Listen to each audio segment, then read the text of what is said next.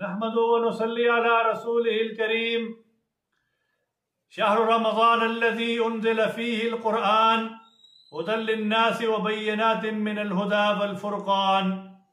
اللہ تبارک و تعالی نے یہ رمضان کا مہینہ ہمیں دیا، ہماری زندگی کے اندر ہمیں مل گیا، تو اس کو ہم بڑی سعادت کے ساتھ گزاریں۔ یہ رمضان کا مہینہ یہ نیکیوں کا لوٹ سیل کا مہینہ ہے کہ اس کے اندر ہم جتنی نیکیاں اللہ جل شانہ سے حاصل کرنا چاہیں کر سکتے ہیں۔ ایک تو اس میں ہم کچھ نوافل ایسے ہیں کہ جن کا اہتمام انتہائی ضروری ہے۔ ایک تو تہجد کا اہتمام ہو، اشراق کا اہتمام ہو، چاش کی نماز کا اہتمام ہو، اوابین کا اہتمام ہو، اور حضور اکرم صلی اللہ علیہ وسلم نے ارشاد فرمایا کہ اس رمضان کے مہینے میں جو بھی انسان نیکی کا عمل کرتا ہے وہ نوافل کے یعنی فرائض کے برابر اس کا اجر ملتا ہے۔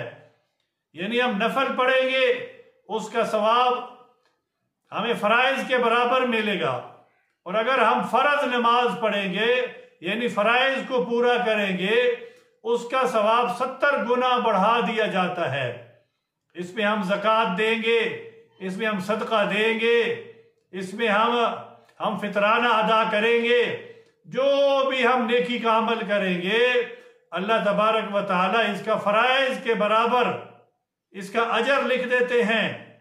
ہر عمل کا ثواب 70 گنا بڑھا دیا جاتا ہے، فرائض کے برابر ثواب۔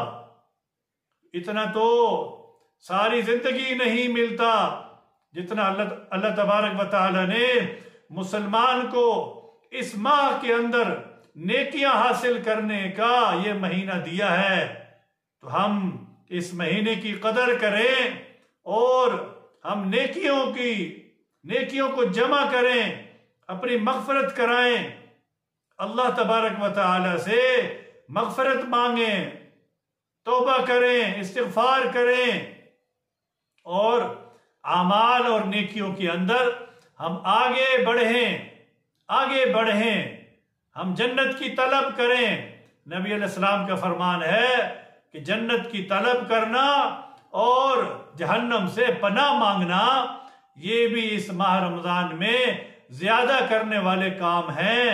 اللہ تبارک و تعالی ہمیں زیادہ سے زیادہ عمل کرنے کی توفیق عطا فرمائے۔